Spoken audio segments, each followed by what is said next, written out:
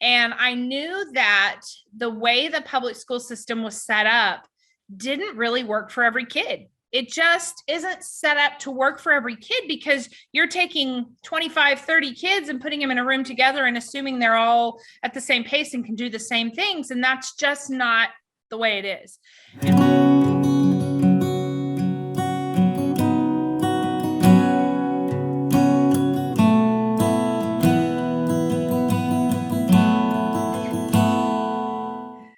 Hello and welcome to another episode of Home Education Today. Today, my guest is Candace Fish, and she has a lot of wonderful information to share with us about starting. Well, she thought she was starting a micro school, and now she's starting a private school. And her story is super inspirational, and I know you're going to glean a ton of great value from this. And so I'm excited to introduce Candace, and I'm just going to let her tell her story at this point. Candace, tell us what you, your background and how you arrived at this point in your life. Yeah, so it has been quite a journey. This is something that's been many years in the making. I actually grew up in private schools my whole life and really cherished what I had from that. I knew I had some real value in my education. And as I started having my own family, financially, that wasn't an option for us. And so our children were primarily in public schools for a little while. I homeschooled. I had a couple of my kids who did get to go to a Christian school one year because I was working there. And over the years, as I volunteered in schools and I substitute taught for a while, and then I wound up taking a job in a school as a para and did that for a few years. Then I went ahead and got a master's degree in special ed and started teaching. And I just saw things along the way that I felt like could be done better. And I knew that the way the public school system was set up didn't really work for every kid. It just isn't set up to work for every kid because you're taking 25, 30 kids and putting them in a room together and assuming they're all at the same pace and can do the same things. And that's just not the way it is. And what I was sadly seeing was that it wasn't so much that the kids at the bottom weren't always getting what they needed, but the kids at the top were getting left behind because we had to modify everything. And so they were getting really bored and they didn't love school anymore. And I thought that was so sad. And so what I've done for the past 10 years is I started creating this concept. And I knew that the homeschool model was something that I thought had a lot of really great diversity to it. It allowed kids to be able to work at their own pace, to get what they needed. And it didn't matter what grade level they were at. It didn't matter how old they were. It was about where they were at. And I thought there's value in that. And how can we recreate that into a school setting? And so for several years now, I've worked toward creating this model that takes the best of homeschooling, takes what I know from private schooling and the little bits from public school that I thought were valuable. And I've kind of created that. And when we hit 2020 and everything shut down, and I watched my special ed kids just drop. Their reading that we had worked so hard on dropped. Their math skills we had worked so hard on dropped because sitting in front of a computer wasn't an option for them. It didn't work. And we lost so much ground with them. And it was so frustrating. And it was at that time that a lot of parents started going, we need different options. There needs to be something else. And I think these last couple of years, parents have really woken up and seen some of the things going on in the public school system that they didn't like, that they didn't support, that they didn't think were right for their kid. And so they started looking for options. And I tell everybody, it's like God tapped me on the shoulder and went, "Okay, it's time. You've been working on this for 10 years. It's time now." So let me interrupt you for a minute. Yeah. You've been working on this model for 10 years. Did you have a vision, or did you have an idea that this was going to come to fruition?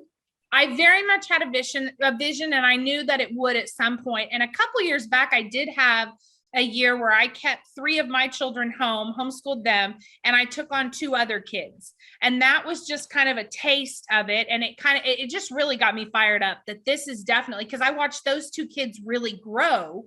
And at the end of that year, they went back into school. But, one of the kids had been behind. She'd struggled with math, and we caught her up. And the other little girl had always struggled with reading, and we caught her up. And so when they went back, their parents were like, "We're so glad we did that." And so that kind of, to me, was reaffirmation that this is what you need to do. This is but financially, we just weren't in a place. I mean, it's a big leap of faith to do something like this. And it's just worked out so well. Our youngest child's just graduated from high school. And so all of our kids are grown. And as much as my husband may go, oh, pay cut, we're in a place now where we can do it and we can make it work. And so that's kind of why I just decided this is the time. This is what I need to do. And so we're going to run with it. That's so exciting. That's super exciting because there's a lot more to the story, obviously.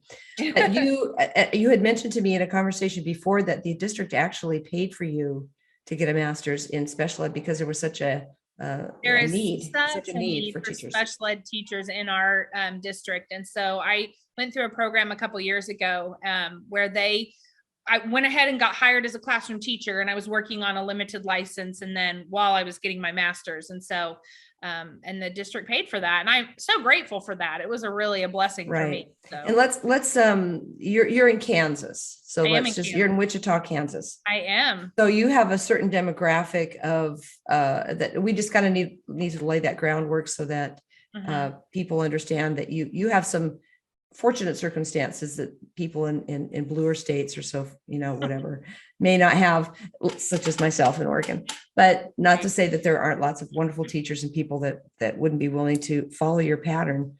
Okay. So you had this experience during COVID and you saw that you could implement in a very small scale, your system that you've been developing for 10 years.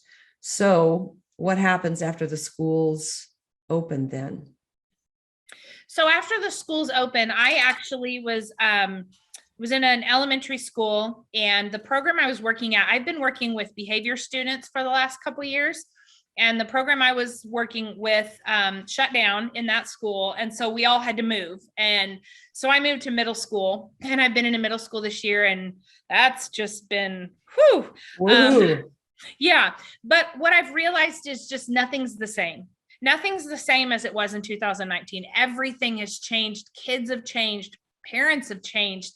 Teaching has changed. And unfortunately, a lot of that not in a good way. And so it just was kind of very eye-opening that we need to do something different for these kids. There need to be better options. So. Okay. So what did you do? You made a decision about starting a microschool. I made a decision that I was going to take a leap and go for it. And I actually, it's a funny story. I was sitting around a fire back in October with some of my girlfriends, and I was hesitant to tell them because these were my teaching friends. And I was kind of like, oh, should I tell them what I want to do? And I finally did. And one of them looked at me and was like, I want to do that. Oh my gosh, that sounds so cool. I want to do that. And we started meeting, and she actually jumped on, and she's going to be my co-director. And we've been going full force, getting it all planned and ready. And she finishes her last day in public school tomorrow. And I said, well, be ready. I'll give you Thursday and Friday off, but next week we hit the ground running because we have so much to do. Yeah.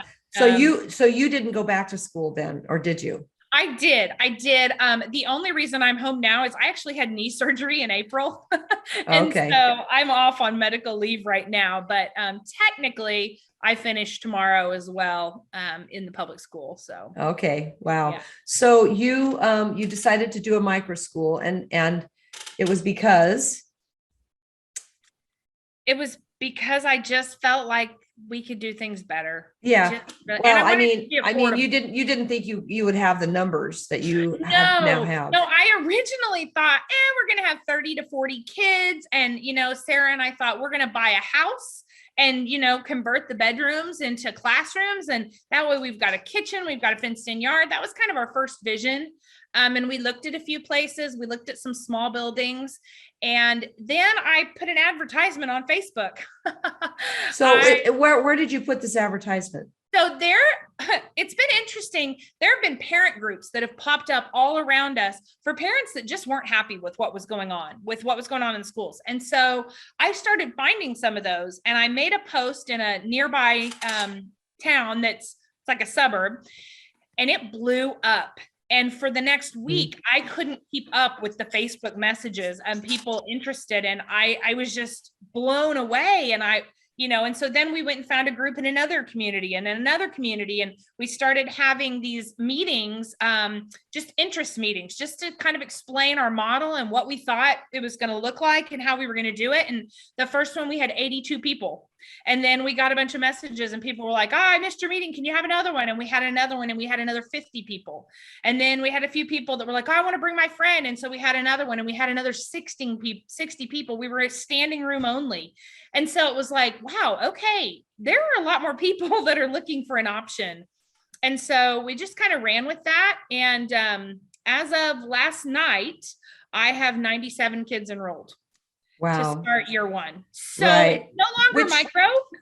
Right. Which presents a whole nother list of problems and issues. Yep. Yeah. Yep, for sure. Right. So you, at this point, you have your system in place and you now know you have a whole bunch more kids. So what happened next? So at that point, we realized a house is not going to be an option. And we just, we've had so many cool God moments through this whole thing, but we got connected with a realtor who was willing to meet with us, and he listened to our vision. He listened to what we were doing, and he thought it was really a great idea. And so he started searching for properties, and he said, don't worry about the money. We'll worry about that later. Let's just find you something. And so he put the chicken before the egg. He put the chicken before the egg for sure, because he said, I know investors, and that was okay. So he felt he was more connected as a commercial real estate person. He would do that. So did you just start hunting and pecking through commercial real estate people, or how did that happen? No, it's one of those friend of a friend. So a family that had already said, this is where we want our kids to go to school. She knew someone who worked with this guy, and he specialized in commercial. And so she set that meeting up, and we had coffee and kind of talked about it, and kind of went from there. So yeah. So the reason I'm asking is for, other people that are trying to follow this pattern. Right. Because you very much have to find somebody that's like-minded and that understands what you're doing. Yeah. And you may have to reach out to several people like this, because it's true. I mean, I know commercial real estate brokers and realtors, and they do have connections. I mean, we've done commercial real estate on the other, we bought a lot of commercial real estate. So that's really interesting way to go. Yeah. Okay, keep going. Right. So we knew where we wanted to be within the city. We knew we wanted to be on the west side. On the east side of town, we have some phenomenal private schools, some really great private schools, and some Christian schools, and some very large Catholic schools. There's a lot on that side of town.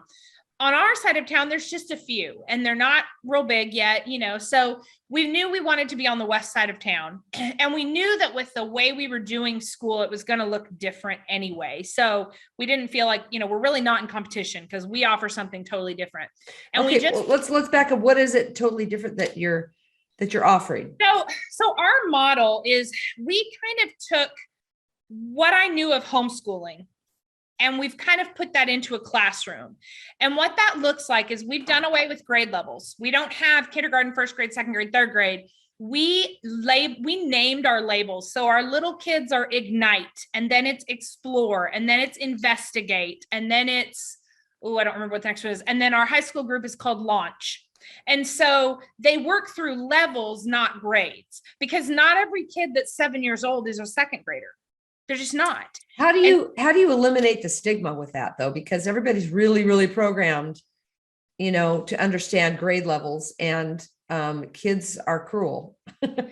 True. So I think a lot of it is just the kids that we're getting in. It's because their parents know that what they're doing currently doesn't work, and their kids don't fit there. And, a lot of it is our parents that are coming in are saying, I know my kid's behind in math, or my third grader can't read, and the schools, there's just not much they can do. They're not helping them get caught up. And so they don't really mind that. We are trying to keep kids kind of generally age appropriate in the same class. So our classes really look like a K1, a 2-3, a 4-5. And then within that, we're going so far as to individualize even more. So the core of our instruction, which is our history, our Bible, our science, and our writing, that's all done together, regardless of their ability level. That's kind of all done together. But then our math and our reading are totally individualized to the kiddo. So before we even start school in the fall, we're going to have a day where kids come in and they're going to take a math and a reading assessment. And we're going to get to know the kid, and we're going to figure out their learning style. We're offering 2 different math curriculums at the elementary and middle school level. One of them is more pencil and paper, black and white kind of thing. And the other one is very tactile. It has a ton of manipulatives. So we're going to go during that evaluation day, and we're going to figure out which one works for the kid.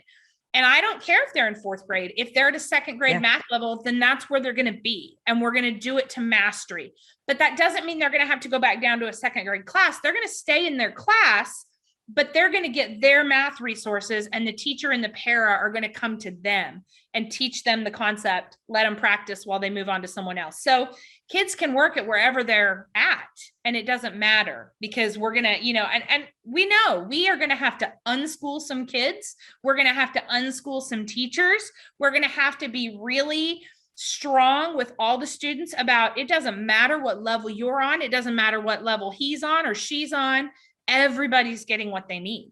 And so we understand that's going to take some change and some time for parents to understand, but in the long run, it's going to be what's best for kids. It is. And I think the biggest mountain we climb with this new paradigm in education is what you're talking about, is getting out of the factory school mentality and get into let's do mastery. Let's learn how to love to learn.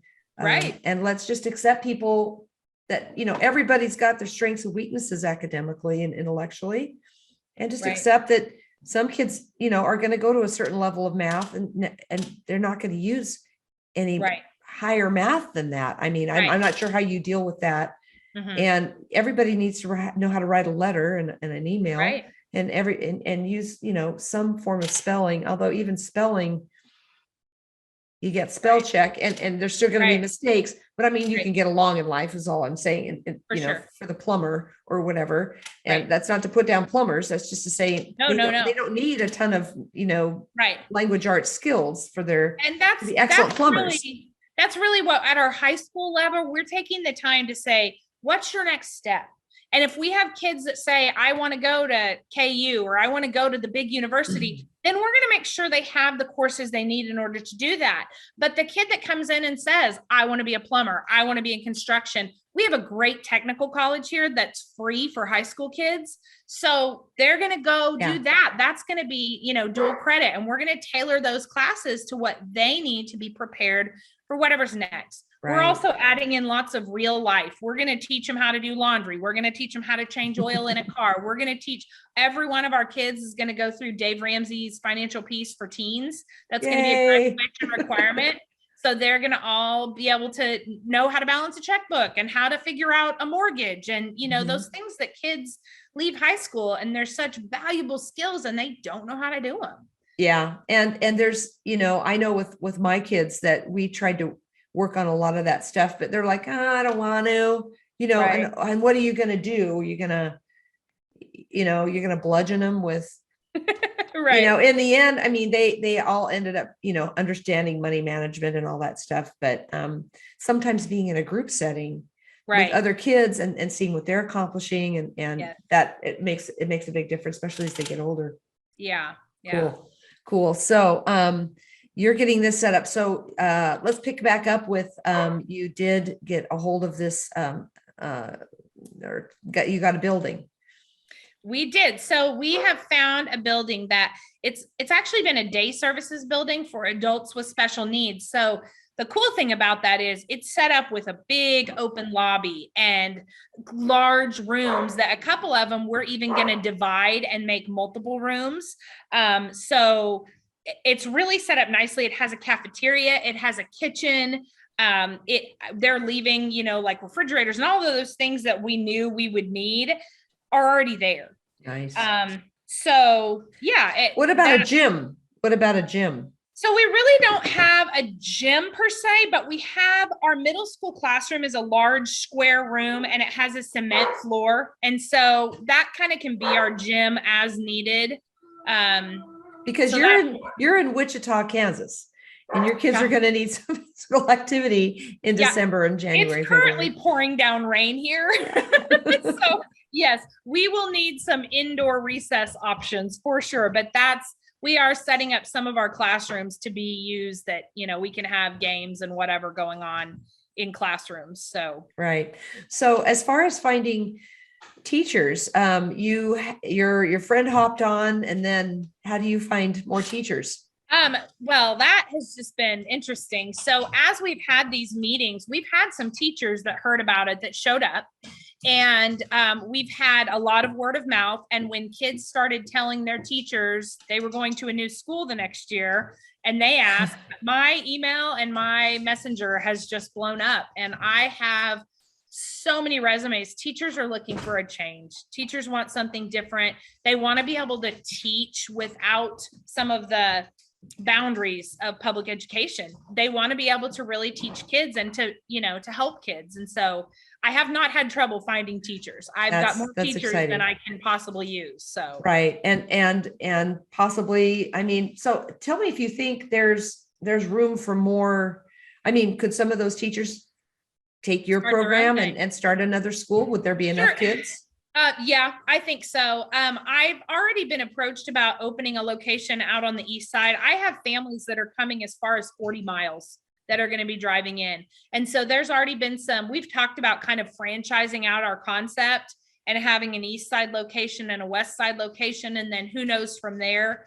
I think that we've got a model that once we get the kinks worked out, we know this first year is going to be a little bit trial and error and figuring it out. But once we get that worked out, I think we have a very duplicatable model that, someone else could take and run with. What about using your model to do a microschool? Obviously that was what you thought you were doing, and people could do smaller communities. Absolutely. Yeah, absolutely. This could easily be done on a more, and really our homeschool kind of concept really is a microschool kind of concept. That's kind of what it is. It's just that because of need, we're doing it on a much grander scale, but yeah, it could easily I will be really interested to see if this is how successful you are.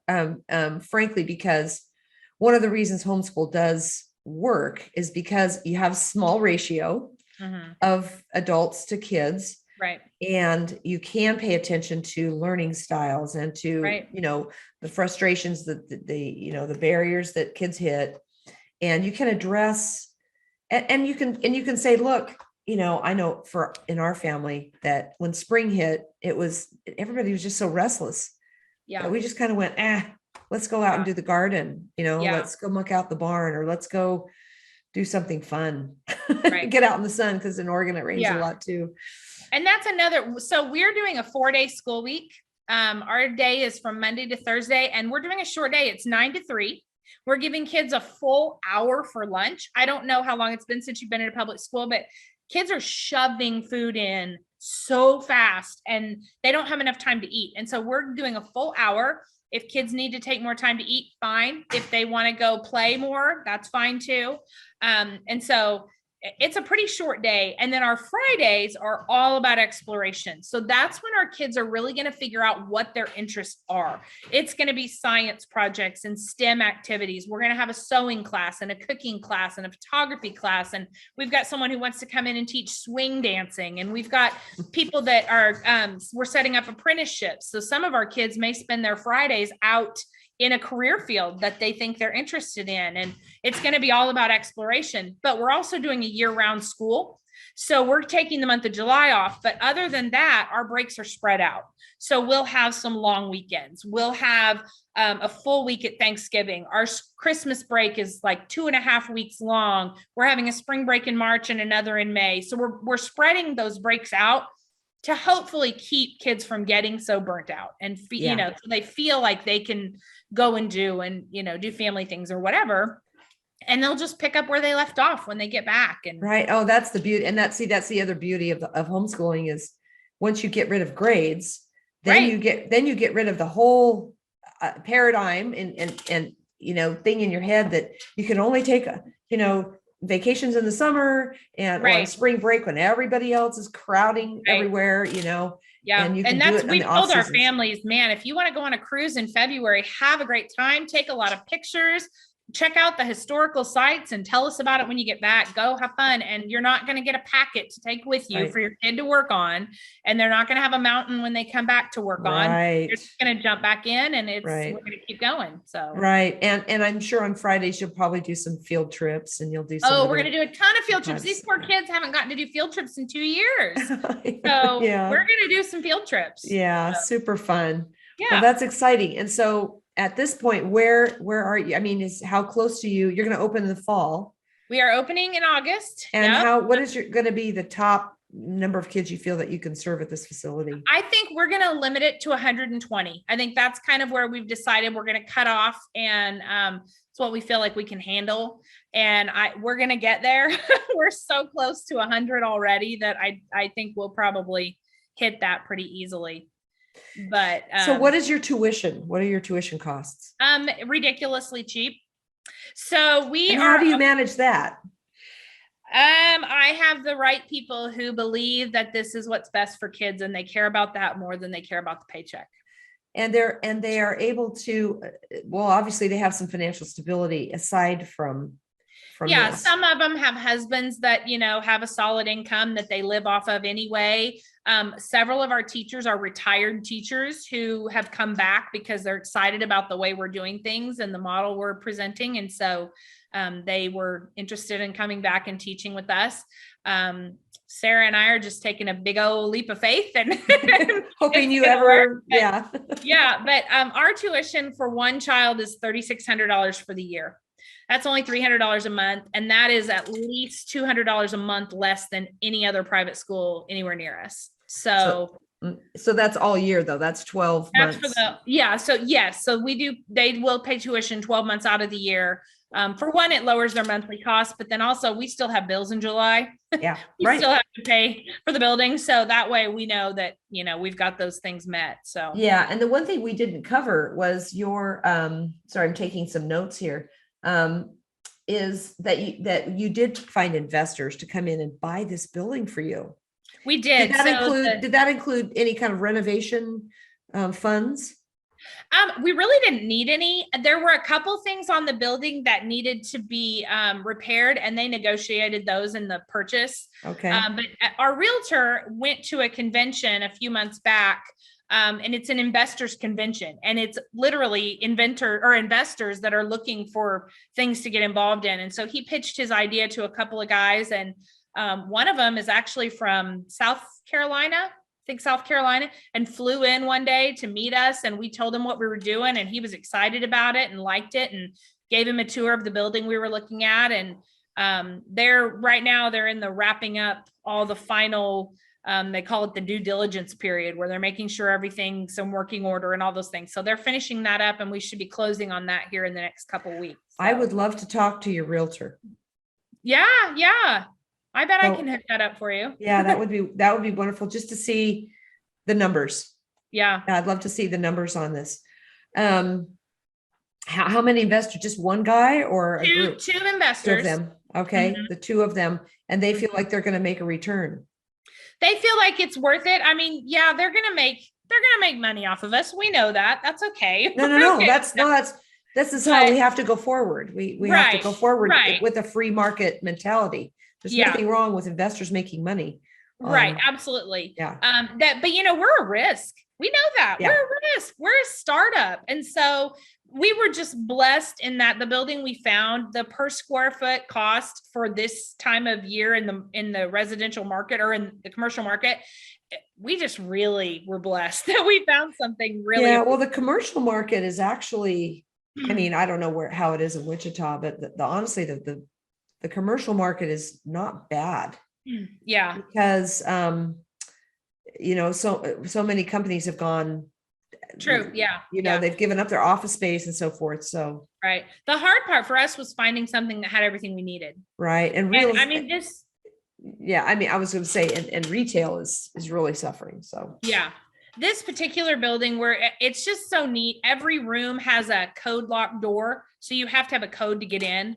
And so that parents really love that. It's very secure. It has exit doors from almost every classroom. Almost every classroom either has a bathroom in it or right beside it. So kids aren't wandering halls.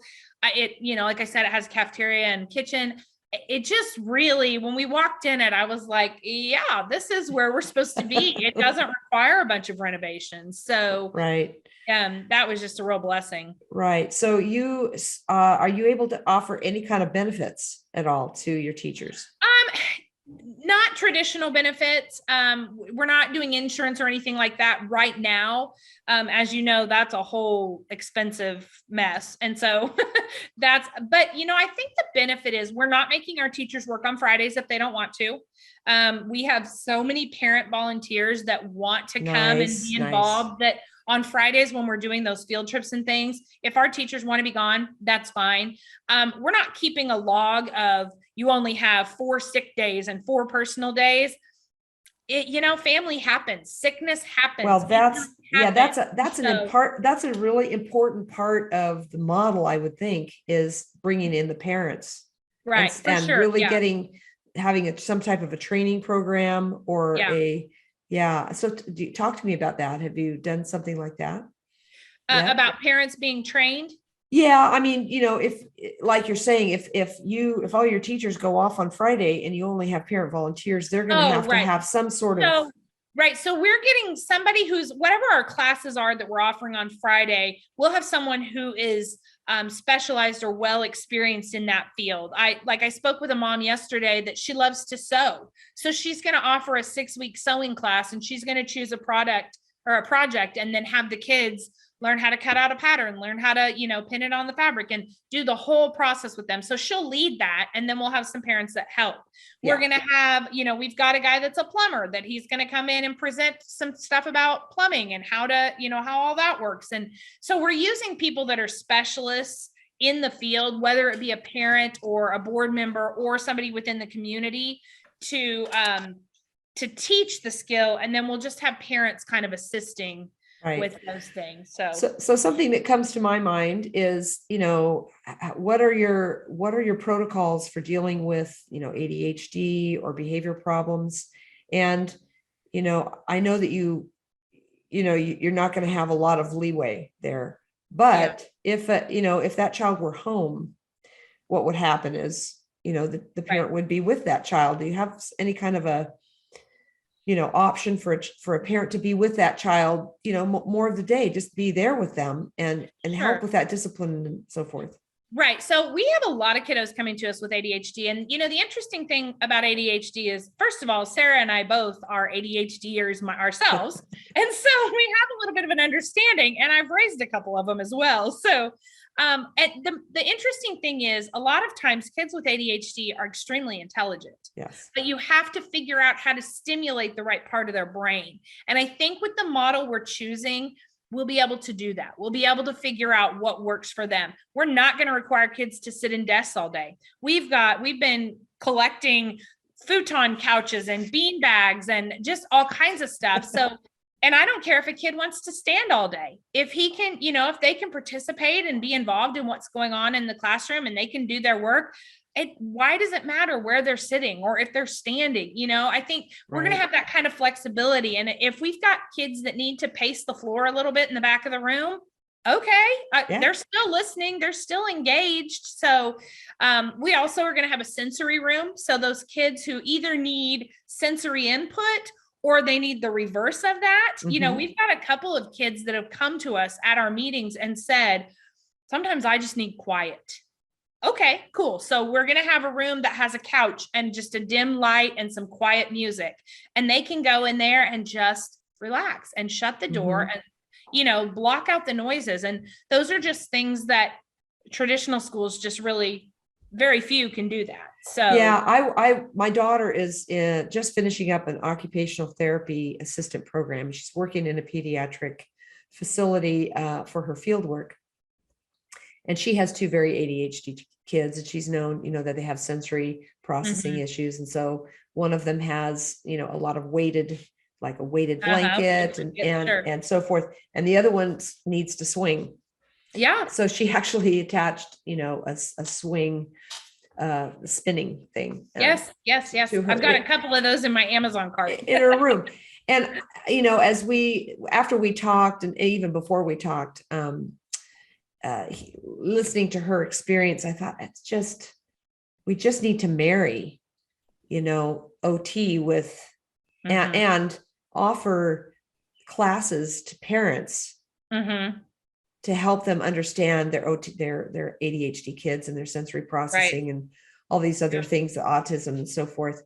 Yeah. Because, she tells so many stories of how frustrating it is to have the kids come in for an hour a week and the parents drop them off. And Oh, yeah, I mean, and then they're just trying to make any kind of progress with these kids. And if the parents would just get involved, yeah. Sure. they would make huge progress. I Yeah. mean, because she's a Yeah. very involved parent. Her daughter wasn't talking at 3, just was talking gibberish at 3.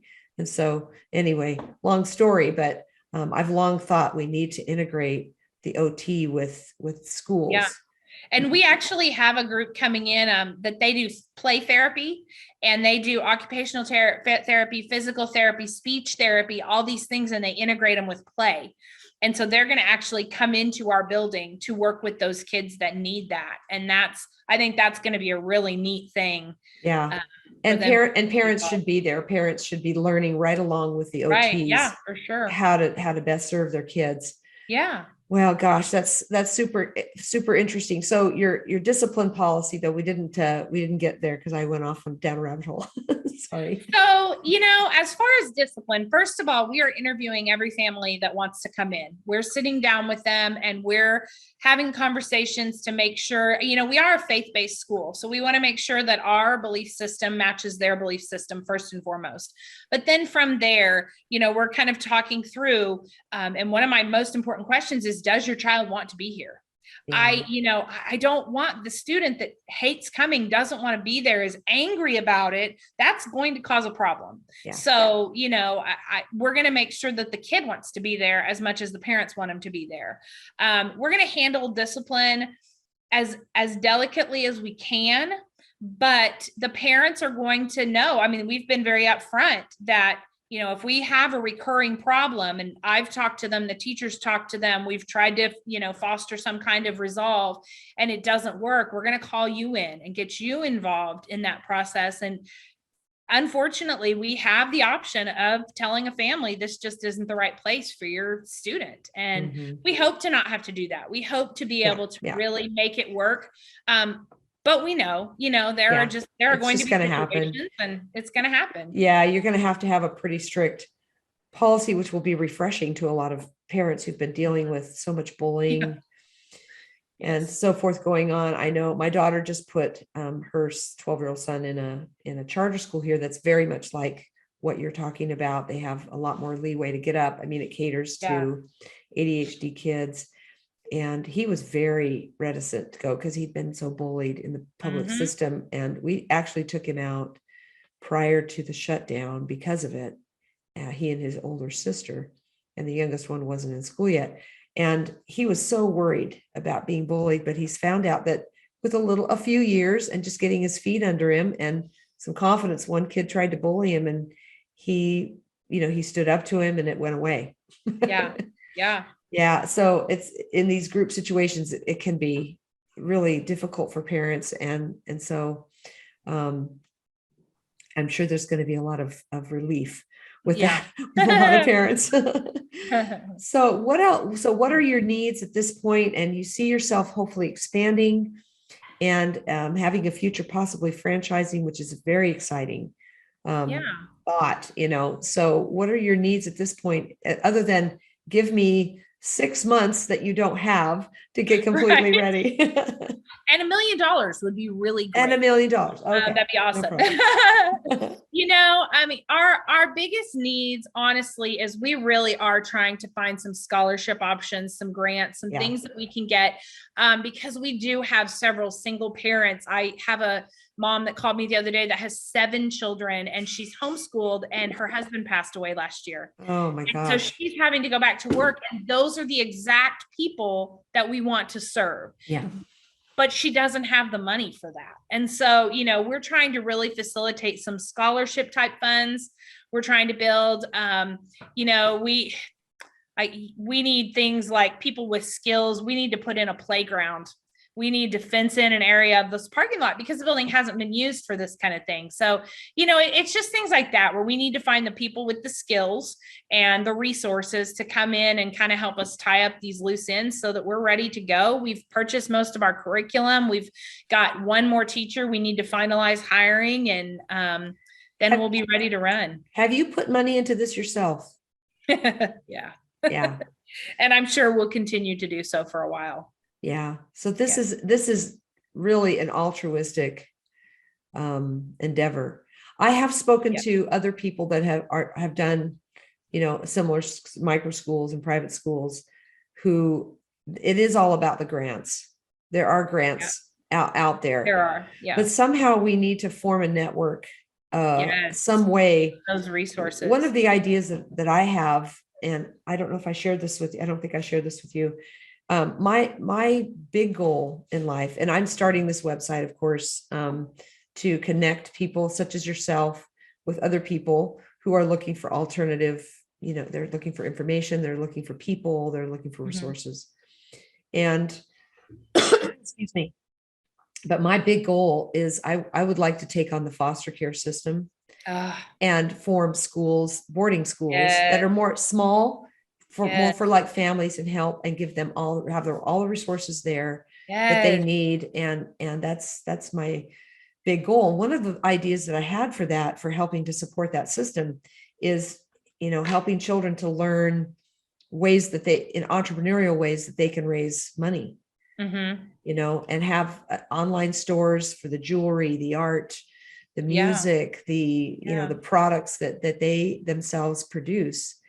And so that people can buy this stuff, and some of it would go to the school and some of it would go to the student to give them a start when they're 18. Absolutely. So, that's one idea of a way to, and obviously you've also talked about before, forming alliances with other private schools for sports and for music.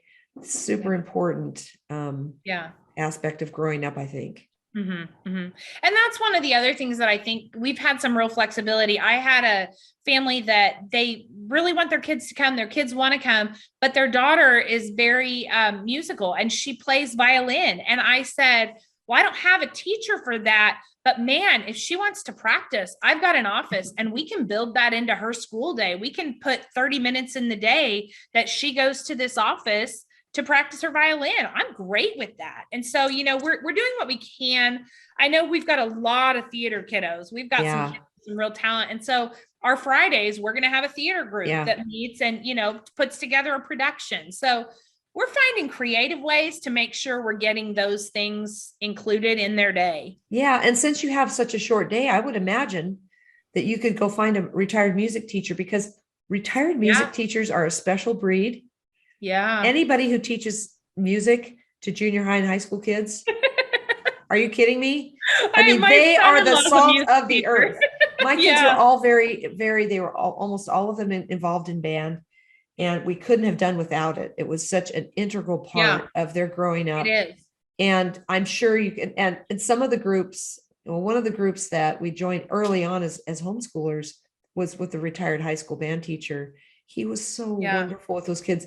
And I think you could probably, if you start poking, that you could form bands or orchestra, youth orchestra, and do it after school hours. And I hadn't even thought about, that's a great idea. I hadn't even thought about. Same with theater. Same with theater. You could just do it in the hour after or whatever. Yeah. That's a great idea. Yeah. Anyway. See, look at that. I'm learning from you.